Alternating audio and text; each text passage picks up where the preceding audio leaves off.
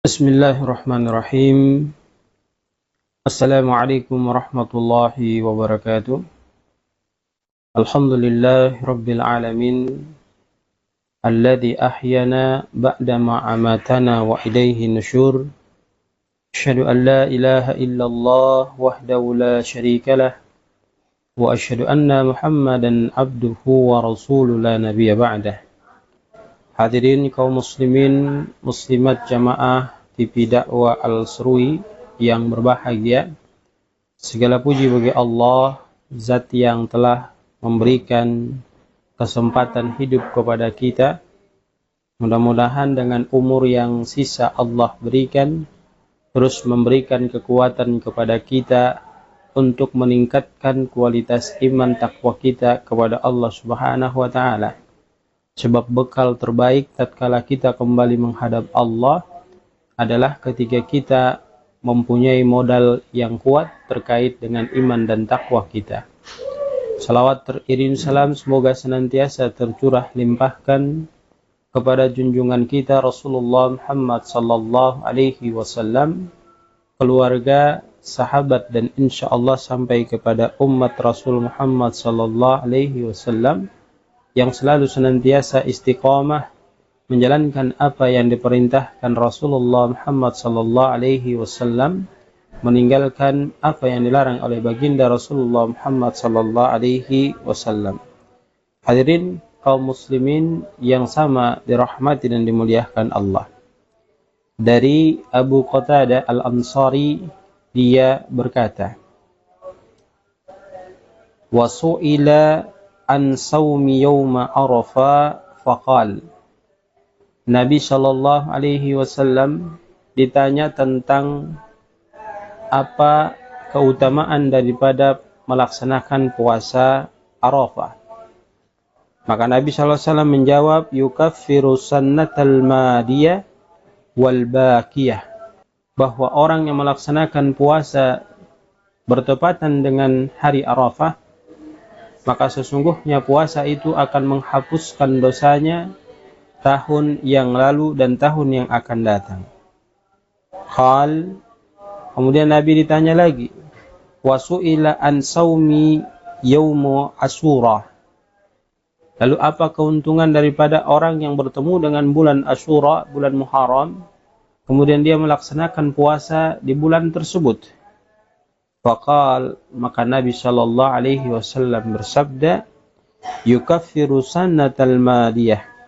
Maka puasa Asyura atau puasa yang dilakukan pada bulan Muharram tersebut akan menghapuskan dosa pelakunya setahun yang lalu. Hadis riwayat Muslim pada nomor 1162. Pertanyaannya adalah, ketika kita berada di bulan Muharram ini, apakah kita telah melaksanakan apa yang disampaikan oleh Nabi sallallahu alaihi wasallam, sementara bulan Muharram ini telah lewat batas waktunya yang ditentukan untuk melaksanakan ibadah puasa tersebut, yang seringkali kita puasa pada Muharram tersebut di tanggal 9 dan 10 Muharram. Lalu apa yang harus kita lakukan ketika kita terlambat atau tidak sama sekali melaksanakan puasa yang disampaikan Nabi sallallahu alaihi wasallam? Padahal ganjarannya adalah menghapus dosa-dosa kita di tahun yang masa lalu. Maka Nabi sallallahu alaihi wasallam memberikan solusi kepada kita, karena bulan Muharram ini adalah merupakan bulan yang mulia, maka hendaknya kita berusaha untuk mengopi paste amalan-amalan yang kita lakukan di bulan suci Ramadan, kemudian kita bawa untuk mempraktekkan hal-hal tersebut, kebaikan-kebaikan itu di bulan Muharram ini. Di antara amalan-amalan yang harus kita lakukan, Nabi sallallahu alaihi wasallam memerintahkan kepada kita untuk selalu berusaha menjaga sholat tepat waktunya. Oleh karena kita di bulan suci Ramadan telah dididik, ditarbiyah. Melalui pendidikan Ramadan itu membawa kita untuk menjaga sholat 5 waktu kita, tepat waktunya kita laksanakan dan kita berjamaah di masjid. Maka hendaknya kebiasaan-kebiasaan itu kita bawa dan kita aplikasikan, kita laksanakan di bulan Muharram ini. Rasul sallallahu alaihi wasallam bersabda, "Man hafadha 'alaiha kanat lahu nuran." Barang siapa yang dia itu mampu menjaga salat tepat waktu, maka salat itu akan memberikan cahaya kepadanya. Wa burhanan, kemudian memberikan petunjuk kepada yang melakukannya. Wa najatan yaumal qiyamah, lalu konsep salat itu akan memberikan keselamatan kepada pelakunya kelak di hari kiamat nanti. Wa man lam yuhafid 'alaiha, barang siapa yang dia tidak menjaga salat tersebut tepat waktu, lam yakulahu nuran, maka dia tidak akan diberikan cahaya oleh Allah, wala burhan, dan tidak pula diberikan petunjuk oleh Allah Subhanahu wa taala, wala najatun, dan dia pada hari kiamat tidak akan diberikan keselamatan. Wa kana yaumal qiyamah, dan kelak orang tersebut nanti pada hari kiamat, ma'a Qarun, dia akan bersama Qarun, wa Fir'aun, dan akan bersama Fir'aun, wa Haman, dan akan bersama Haman, wa Abi ibn Khalaf, dan dia juga akan ditempatkan bersama Ubay bin Khalaf, orang-orang yang dilaknat oleh Allah Subhanahu wa taala. Maka hadirin yang sama dirahmati dan dimuliakan Allah, hendaknya kita menjaga sholat 5 waktu kita di bulan yang penuh keberkahan ini. Bulan yang harus kita memang berusaha untuk memperbaharui pelaksanaan ibadah kepada Allah, terutama menjaga sholat 5 waktu kita. Lalu yang kedua, jemaah sama dirahmati dan dimuliakan Allah, yang harus kita lakukan adalah berbakti kepada kedua orang tua kita. Hadirin yang berbahagia, satu ketika ada seorang pemuda datang, kemudian dia menghadap Nabi Shallallahu Alaihi Wasallam. Lantas ketiga dalam pertemuan sang pemuda itu dengan Nabi Shallallahu Alaihi Wasallam, dia pun mendekati Nabi dan kemudian mendapatkan kesempatan untuk bertanya kepada Rasul Muhammad Sallallahu Alaihi Wasallam. Pertanyaannya simple. Pertanyaannya adalah dia mengajukan sebuah ajuan kepada Nabi Sallallahu Alaihi Wasallam terkait dengan keinginannya mau ikut berjihad di jalan Allah Subhanahu Wa Taala. Lalu dengan kondisi demikian, karena dia seorang pemuda, apakah Nabi Sallallahu Alaihi Wasallam lantas memberikan kesempatan kepadanya untuk ikut berjuang? Ternyata dalam konteks hadis ini, Nabi tidak serta-merta memberikan jawaban kepada sang pemuda tersebut untuk mengiyakan dirinya ikut berjuang, berjihad bersama para sahabat yang lainnya.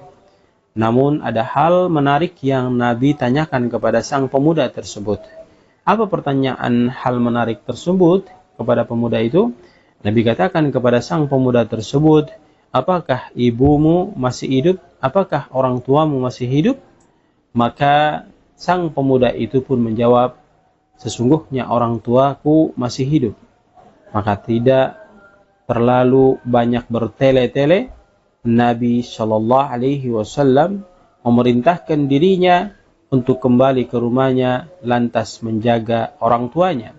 Karena disitulah letak dekatnya surga untuk dirinya ketika dia ingin mendapatkan kebahagiaan kelak di akhirat, masuk surganya Allah Subhanahu wa taala.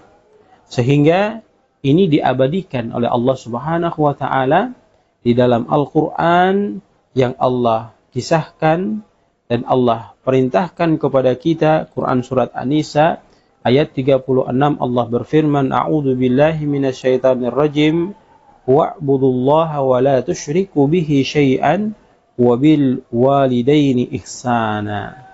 Dan sembahlah oleh kalian akan Allah sebagai Tuhan kalian, dan jangan sekali-kali kalian melakukan kesyirikan kepada Allah sebagai Rabb kalian. Selanjutnya, berbuat baiklah kepada kedua orang tua kalian. Hadirin yang sama dirahmati dan dimuliakan Allah Subhanahu wa taala. Kemudian yang berikutnya yang harus kita lakukan adalah berjihad di jalan Allah Subhanahu wa taala. Jihad bukan berarti kita memegang pedang kemudian kita ikut berperang. Tetapi jihad banyak maknanya.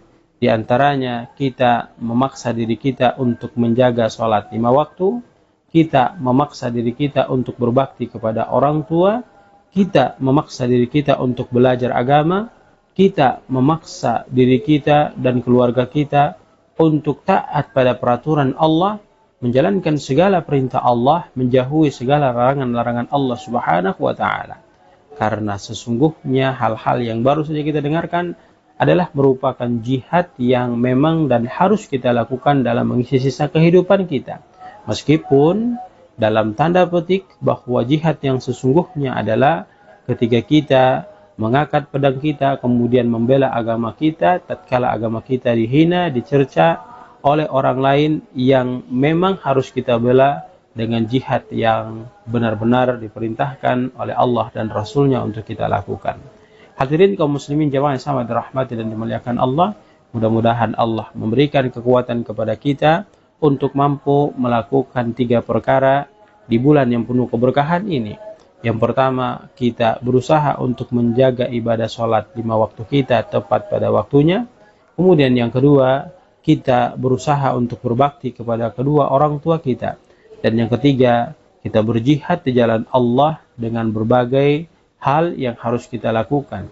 Bisa juga kita melakukannya jihad dengan harta kita, fisabilillah, membantu orang-orang yang berjuang di jalan Allah Subhanahu wa taala dengan titipan harta yang Allah berikan kepada diri kita, memberikan kebahagiaan kepada orang-orang yang menghafal Quran, memberikan kebahagiaan kepada orang-orang yang belajar agama, kemudian membangun masjid, menyiapkan fasilitas-fasilitas yang terkait dengan ibadah kepada Allah Subhanahu wa taala. Dan semoga apa yang kita idam-idamkan, apa yang kita cita-citakan, kita akan mendapatkan kebahagiaan dari kebaikan-kebaikan yang kita lakukan, sebab Allah menegaskan in ahsantum ahsantum li anfusikum. Sesungguhnya semua kebaikan yang dilakukan oleh seorang hamba tidak kepada orang lain Allah berikan balasan, namun kebaikan yang dia lakukan itu akan Allah berikan kepada diri pribadinya masing-masing. Barakallahu fikum, jazakallahu khair, subhanakallahumma wa bihamdika, nashhadu an la ilaha illa anta nastaghfiruka wa natubu ilaik. Sebelum saya tutup, jangan biarkan video ini terdengar oleh diri Anda sendiri, maka bantu kami untuk men-share video-video dakwah kami yang kami terbitkan, yang kami upload di TV Dakwah Al-Surui. Semoga itu mendatangkan pahala jahiliyah buat ayah bunda, tuan puan sekalian. Dan kami sekaligus mengajak kepada kita semua, siapa yang ingin membantu dakwah kami, mari berpartisipasi dengan nomor rekening yang kami sediakan pada video ini. Dan semoga sedekah yang diberikan 5.000, 10.000 dan seterusnya bisa mendatangkan sebuah kebahagiaan kepada diri kita. Dan mudah-mudahan sedekah itu menjadi jembatan kebahagiaan yang hakiki kepada pelakunya untuk mengantar pelakunya menuju ke surganya Allah Subhanahu wa taala. Billahi taufiq wal hidayah. Assalamualaikum warahmatullahi wabarakatuh.